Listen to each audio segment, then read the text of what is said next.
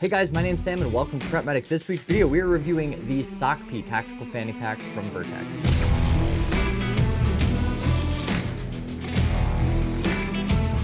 So I've been using Vertx products for a long time, even before I had a YouTube channel. That being said, in recent years, I do have a relationship with the company, although they don't really put restrictions on me for what I can and can't say, and I always try to deliver my unbiased views about these products. I do have a code that can get you a % off on their website.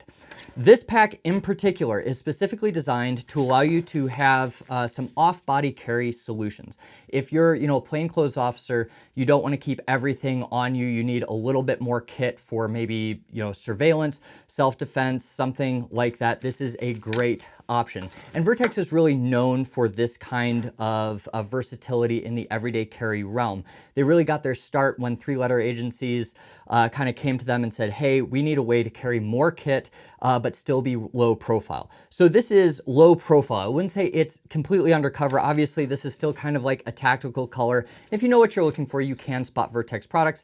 That being said, I have yet to pick somebody else out in public carrying one of these and, make that connection. So if I'm not finding that, it's pretty hard for, a random suspect or perpetrator to find that as well. So as far as this fanny pack goes, this is the big brother to the SOCP sling, and it carries just a little bit more. I actually like this form factor better than its smaller counterpart. So right here on this strap, this is a heavy duty strap, but it's really nothing to write home about. It's comfy enough. You can sling it across your body or you can wear it on your waist like a traditional fanny pack. I'm a nerd, so that's probably how I'd carry it, but to each their own. These straps are removable from this buckle, but you can't remove it all the way here. On the back, you have this kind of rubber material with all of these slits in it. This will allow you to carry specifically the SOCP dagger, which I do not own. So I just threw in the, Prep Medic knife right on the inside. It's secured very, very easily and is relatively concealed. That being said, when it's behind here, it's kind of hard to resheath, which is why I'm not doing it on camera, because I've already tried it and it's hard to do.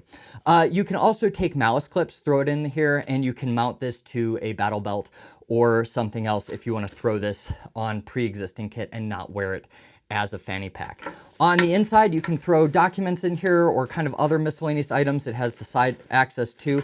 And then you have this pass-through pocket on the back that you could throw, documents, whatever you want there. And I believe that is also replicated on the inside. So you can throw some of the Premier body armor that's specifically made for this back there. Obviously, this is not a ton of coverage, but if you're slinging it, it will cover some of your vital organs and might absorb a hit or two, although I wouldn't be relying on this for my primary protection.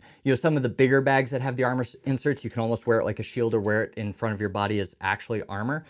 This is kind of more of a, just in case thing. But if you're going to be carrying it anyway, soft armor really doesn't weigh that much. So these wings on either side are kind of cool. So right in here, I've got two stretch pockets. I'd throw some like nitrile gloves in there. You can throw some OTC meds, maybe like a face mask for CPR or something would fit on either side. And these are stretchy pockets. I like that it's not like a MOLLE attachment here because that would be a little bit more overt than I think they're going for. So one of the main features of this pack is this back pocket, and this is their CCW pocket.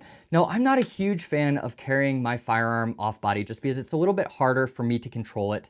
It's easier for somebody to take this off of me than if I have it in my own waistband.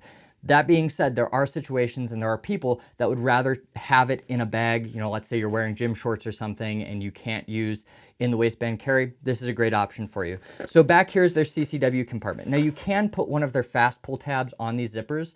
They've made those so they're detachable and you can put them on any zipper you want depending on where you carry your items. So both sides of this pocket are loop. There is an extra insert they put in here that has some like overflow mesh pockets that have some decent capabilities. I took it out just because it was taking up too much room and I didn't have anything to put in it. So right here, I just have a patch that easily sticks. I could change where this mag is if I wanted to put it up here. Last week's video, I had a med kit stuck right there. So there's a lot of different options, even if you're not carrying a firearm in this pocket. Now, one of the really cool things this pack comes with is this CCW insert. So it's not seamless taking the holster itself out. But this is just my normal in the waistband Kydex holster. And I really like the option to take that out of my waistband, put it in here, and vice versa, depending on what the circumstance is. And then I'm not carrying around a holster without a gun in my waistband anyways.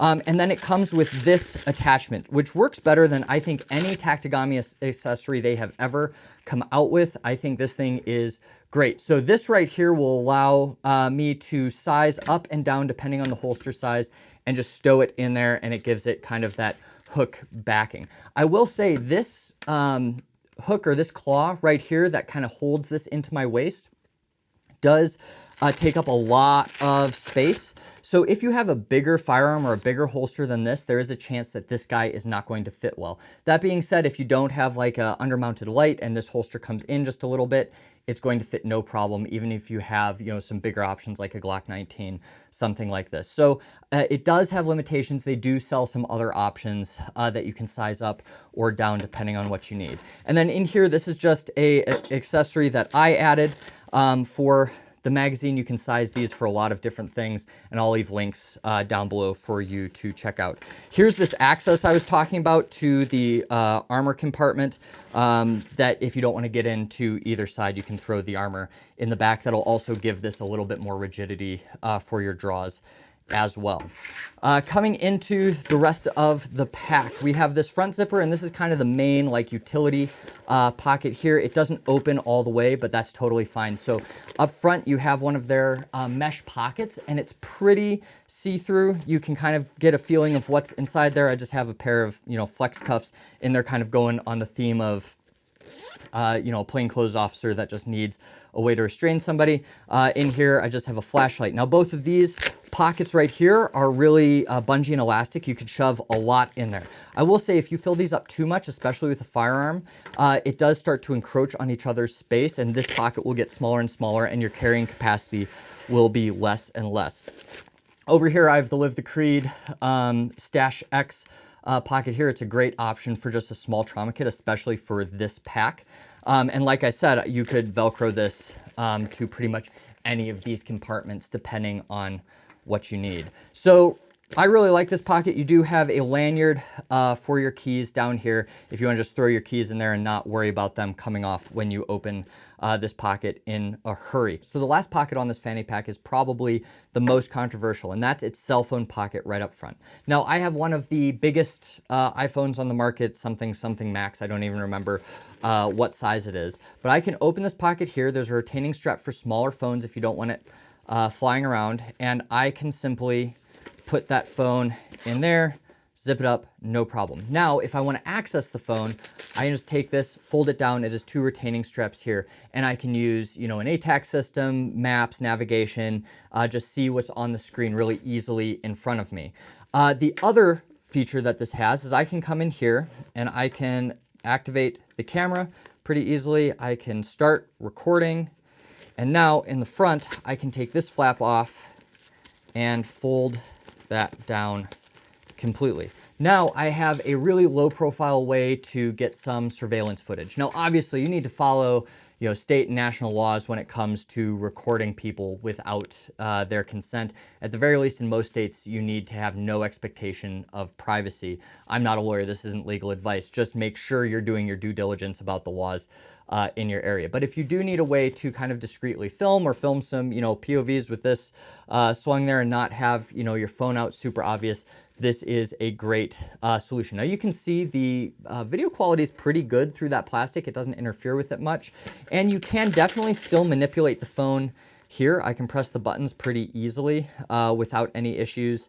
You just can't really get into some of the back functions of the iPhone. I found it kind of obscures certain things. It's hard to get the facial recognition to work or even put in your code. So get to the camera, that's kind of the big thing. Now, one of the weird things on their site is they say this is great for photo surveillance. And I just don't know how you'd do that, how you'd be taking photos with this in the case. If you had an Apple Watch, you could be taking photos remotely with your watch.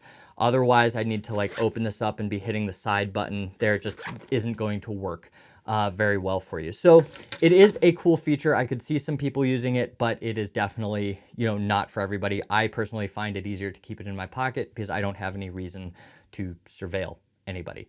Right here on this side, if you put the phone in the other way, if your camera's oriented different, you can throw it in either way, and I can just fold this flap down as well, and it is the same thing. One benefit of this case is it's going to protect your phone no matter what. Now, this pack is not waterproof. The zippers are not sealed, but the fabric is slightly hydrophobic. So if you're, you know, in a spritz outside or something, it's not going to soak all of your equipment and ruin it overnight. All in all, I like this fanny pack. This is not the way I carry my gear. So this isn't something that I'm going to be using for my everyday carry, but it definitely fits a niche market. And there are definitely people that I think could benefit from a pack like this. Like I said, I've got links to everything down below. I have a code if you want to use that to pick some things up with some money off. With all of that being said, I will see you next week.